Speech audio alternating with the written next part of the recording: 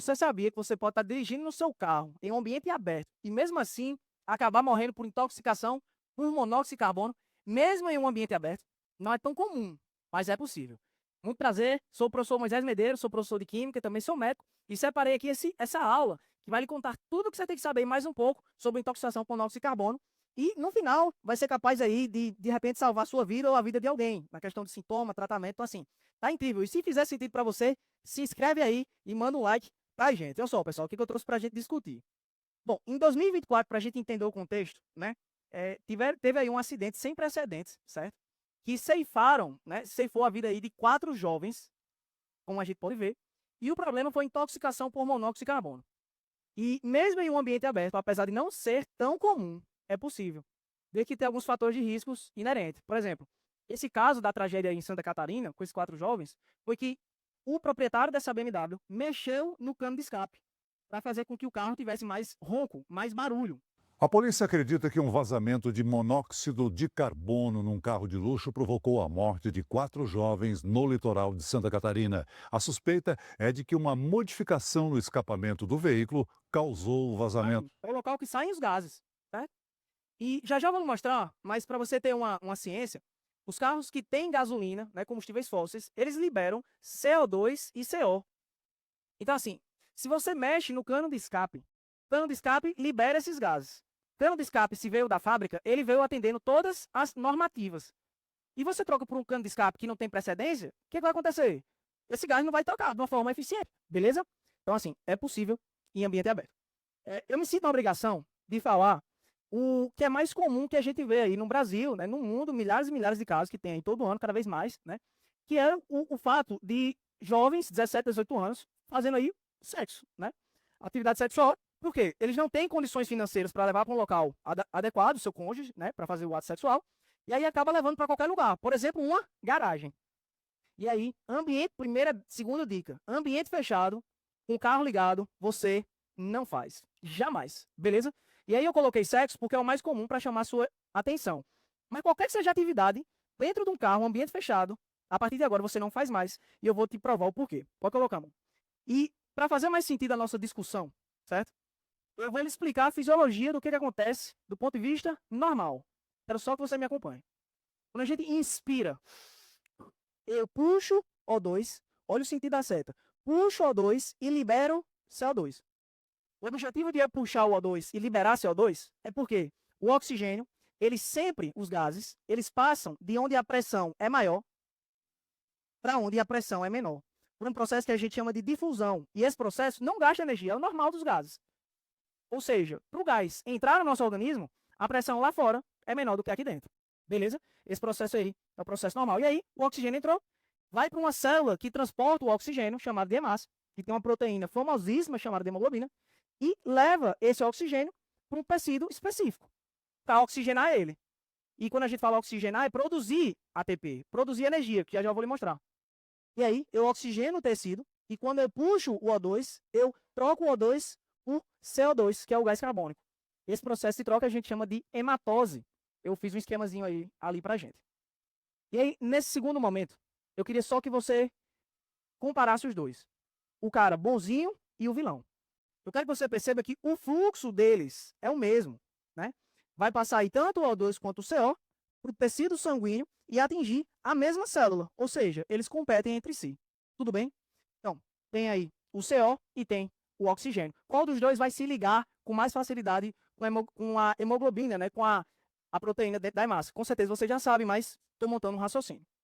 Então, passam os gases por um processo de difusão, sempre de onde a pressão é maior para onde a pressão é menor, até chegar na nossa célula chamada de hemácia ou eritrócito. Quando chega na hemácia, ela leva esse oxigênio para um tecido específico. Esse tecido específico vai fazer, né, esse monte de reação que eu coloquei aí, que parece ser algo de outro mundo, mas eu vou lhe mostrar agora, é extremamente fácil. Separei um esquema aqui, pessoal, que resume o que a gente disse e basicamente fecha. Olha só. Quando a gente puxa o ar, eu ego O2 e sopro CO2. Então o meu CO2 diminui e o meu O2 aumenta. Se eu aumento o O2 e diminuo o CO2, esse processo de troca por O2 por CO2 a gente chama aí de hematose, beleza? E o processo que os gases passam, a gente chamou de difusão, que não gasta energia. Então o O2 entrou, Entrou, passou do pulmão, chegou ao tecido sanguíneo. Quando chega no tecido sanguíneo, chegou na hemácia. Na hemácia, também chamada de eritrócito, tem lá uma proteína famosíssima chamada de hemoglobina. Essa hemoglobina se junta ao oxigênio que a gente inspirou, formando aí o complexo oxihemoglobina. Essa oxihemoglobina, pessoal, essa ligação aqui, pouca gente sabe disso. Mas essa ligação que é formada entre o oxigênio e a hemoglobina, você acha que é estável ou instável? Pois é, a gente tende a pensar que é estável, mas não é estável. Ela é instável. E tem que ser instável. Por quê? Se essa ligação aqui fosse estável, lembra que esse oxigênio que está com a hemoglobina tem que ir para um tecido para fazer as reações que produzem energia. Portanto, essa hemoglobina tem que fazer uma ligação instável com o oxigênio.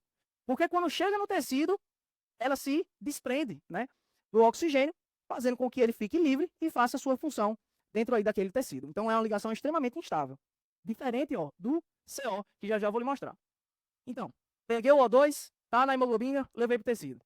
Quando chega no tecido, tem uma reação que ela é muito autoexplicativa. Lembra que a gente puxa O2 e libera CO2? O que é que a gente faz quando faz isso? A gente respira. O nome da reação, respiração celular. Eu puxo O2 e libero CO2. Essa é uma reação geral, tá? Não estou me preocupando com balanceamento, que eu quero que você entenda. E é uma reação geral que eu pego O2 e libero CO2. Então, assim, essa é a reação, sendo o motivo pelo qual você produz aí energia. Logo, você só está vivo por conta dessa reação. Essa reação, genericamente chamada de respiração celular, como a gente discutiu, ela faz muito sentido, porque aquela proteína, aquela picanha que você come, no final das contas, acredite, ela é transformada, na maioria das vezes, em carboidrato, e no final, você sopra ela na forma de CO2. Então, quando a gente faz atividade física, a gente aumenta esse gasto energético, porque vai estar liberando mais gás, ou seja, você vai estar queimando mais gordura, mais proteína. Então, assim, essa reação é imprescindível para a gente. É a nossa vida, combinado? Dentro do tecido, essa reação, ela recebe aí 3 nomes. O primeiro nome é que faz relação com uma organela que faz a respiração celular. A organela que faz a respiração celular a gente chama de mitocôndria. E a primeira etapa que a gente tem da respiração celular é fora da mitocôndria, ou seja, é extra-mitocondrial, que é uma etapa chamada de glicólise. Eu simplesmente quebro a glicose e o meu saldo energético é de 2 ATP. Essa etapa eu não uso oxigênio, não uso. A outra etapa, já fiz a etapa fora, vou para a matriz mitocondrial. Nessa matriz acontece o ciclo de Krebs, que produz 2 ATP e também, pasmem, não usa oxigênio. Mas então não precisa de oxigênio, precisa. Porque a terceira etapa, chamada de fosforilação oxidativa, é a etapa que tem um saldo energético de 28 ATP. E essa daqui usa essencialmente o oxigênio. Então, a maioria da energia que você tem, portanto, da respiração celular, vem às custas do oxigênio. Quando a gente olha para essa reação aqui, a gente consegue deduzir, né, que o oxigênio é o receptor final da cadeia respiratória de elétrons. Moral da história, eu preciso do oxigênio para produzir ATP. Se eu não tenho oxigênio, não tenho ATP. Pegaram a visão? Essa é a ideia que eu preciso. E o que acontece? Agora que a gente já sabe as principais causas de intoxicação por monóxido de carbono, a ciência do que acontece, eu vou lhe dizer agora como o monóxido de carbono surge. E muito provavelmente você já sabe. Só vou lhe encaixar. E aí, pessoal, vou colocar tela cheia. Eu coloquei uma visão mais robusta da Hemapeso. E eu queria que você prestasse atenção, apesar de ser uma musiquinha, né? No sentido do coração nessa troca gasosa. Ó, o CO2 está vindo e ele está do lado direito do coração. Porque CO2 enche o sangue venoso. Sangue venoso é o lado direito. E aí o lado esquerdo é um sangue mais oxigenado. Como a gente consegue ver aí. Tem nessa troca gasosa aí. Eu vou até o infinito para você aprender. Mozinha, de onde é que vem esse CO? Bom, aí a reação que com certeza, né, todo mundo aqui saberia, é uma reação aí, né, que tem de queimadas. E sempre que a gente escuta a palavra queimada, a gente associa aí com combustão, certo? E aí, mesmo eu liberando em maior quantidade CO2, eu acabo liberando também o quê? CO. Assim, do mesmo jeito que acontece aí, na mesma ideia que libera os dois, né, acontece também em ambiente fechado. É o mais comum. Então tá aí um esquemazinho que eu trouxe aí para vocês. Ambiente fechado liberando gás, jamais de agora em diante. Lareira, né? Esse gás aí vai direto para a sua circulação sanguínea E a gente vai ver um monte de sintoma que tem aí associado. Assim, de onde é que esses gases vêm? Né? O CO, como eu disse, vem junto da reação chamada de combustão. Havendo a diferença que no combustão completa, que é o mais comum, né, o mais abundante, ele libera CO2. E na combustão incompleta de um combustível fóssil, né, hidrocarboneto, como a gente vê aí, a gente libera aí apenas CO. Esse CO, pessoal, e aí já trago aí um aprofundamento, esse CO, ele tem uma função química chamada de óxido, certo? E ele é um óxido, inclusive, neutro. E muita gente pensa que por ele ser neutro, ele não reage. Ele reage. Tem alguns que eles não reagem, mas se eu pego esse CO e boto ele na presença de oxigênio, eu literalmente vou estar queimando o CO, promovendo aí o CO2. Então, assim, CO é câncer, é igual a morte, é perigo eminente, beleza? E aí, nessa tragédia aí de Balneário Camboriú, foi comprovado, certo, que o gás, né, pela perícia, teve aí o cano de escape aí modificado, beleza? A gente já entendeu a história, os casos mais comuns, né, a ciência, e agora a gente vai finalizar mostrando aí o que é que acontece quando os dois se juntam. Pessoal, a hemoglobina, ela se junta ao mesmo tempo ao O2 e o CO2, certo? Só que quando ela está exposta ao CO, o CO tem 300 vezes mais afinidade para se juntar à hemoglobina do que o O2. Moral da história, eu não transporto O2, eu transporto quem? CO, formando um composto extremamente estável, logo, não se desfaz, chamado aí de carboxihemoglobina. Vem cá, um. Portanto, em ambiente fechado, que é o mais comum, não é o único, mostrei para vocês. Se você está no ambiente fechado, você inala fumaça, você vai inalar esse gás que é fruto de combustão incompleta, gerando um composto extremamente estável, que é a carboxihemoglobina. Portanto, se você não tem oxigênio, não tem energia, você vai morrer por asfixia, né? Muito comum, né, você associar o CO por intoxicação por monóxido de carbono ou por cianeto. São dois gases aí que, assim, tem uma ação, apesar de ser diferente, mas lembram, né? São gases aí extremamente fatais, certo? E para deixar tudo escrito o que eu falei para vocês e chamar a sua atenção, o CO, ele é tão perigoso que ele é um gás inodoro, incolor.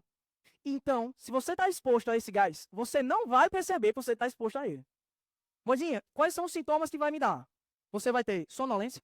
Então, lembra aquele caso que os jovens estavam fazendo atividade sexual? Depois da atividade, pode dar um soninho. E aí teve gente, né? Isso aí a gente escuta de relato, dizendo que pensou que o soninho era por conta da atividade sexual. E não.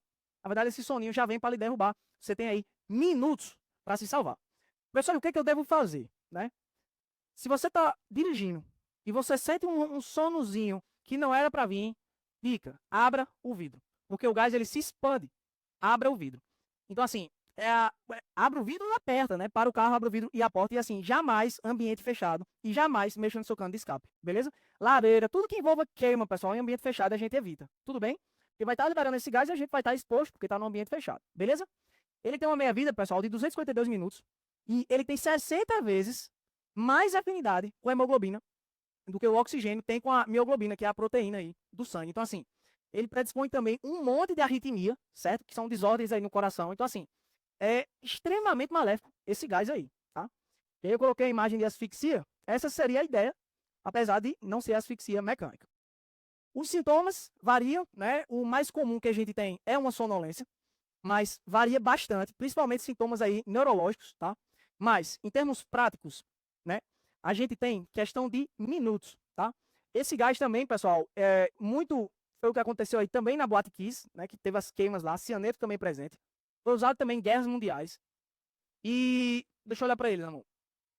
Moisa, dica para a vida, dica de prova, dica de concurso. Se você está dirigindo, sente uma sonolência, a gente já discutiu. Abre os vidros, para o carro, abre a porta. Se você ficar inalando esse gás, você tem questão de minutos. Claro que vai depender de quanto você está sendo exposto, mas minutos para ter sua vida ceifada. Então, assim, dica importante, tá? Como o oxigênio e o CO são bem parecidos, né? Se você... Isso aí eu faço muito, porque eu também trabalho numa vermelha, tá? A gente pega paciente que tem intoxicação por monóxido de carbono e quando a gente coloca o oxímetro, que mede o nível de oxigênio no sangue, quem está sendo exposto por intoxicação por monóxido de carbono, o oxímetro vai ler 100%. Aí você, Moisés, o cara tá, né, normal. E aí, Aí, na verdade, não, porque o leitor não consegue diferenciar a oxihemoglobina e a carboxihemoglobina. Então, assim, é muito importante, se você conhecer alguém ou passar por essa situação, você chegar no pronto atendimento e falar o que foi que aconteceu, para ter a ciência. Muzinha, e qual que é o tratamento? O tratamento eu acho que você já entendeu. Se você for exposto, o que foi que eu pedi? Abrir os vidros e abrir a porta. O tratamento, pessoal, gira em torno de oxigênio. Né? Em casos mais graves, a gente coloca numa câmara hiperbárica, mas assim, é um caso bem mais graves. O normal é a gente pegar um paciente que está sendo exposto à intoxicação por monóxido de carbono e colocar uma máscara com oxigênio 100%. Porque a gente coloca muito oxigênio e o CO acaba se desprendendo, né, de uma forma resumida, e aí acaba fazendo o controle, a reversão desse processo. Beleza? Show de bola, pessoal? Então, a oximetria a gente acabou discutindo. Beleza? Prazer imenso. Espero que vocês tenham gostado. Se fez sentido para você, se inscreve lá, aqui no meu canal. Tamo junto de verdade. E, ó, em homenagem a esse vídeo, né, que a gente foi a pedido dos meus alunos, preparei umas questões que caem aí no mundo do Enem, nesse foco, e tá lá no nosso grupo do Telegram, que tá na descrição desse vídeo, beleza? Tamo junto de verdade. Valeu!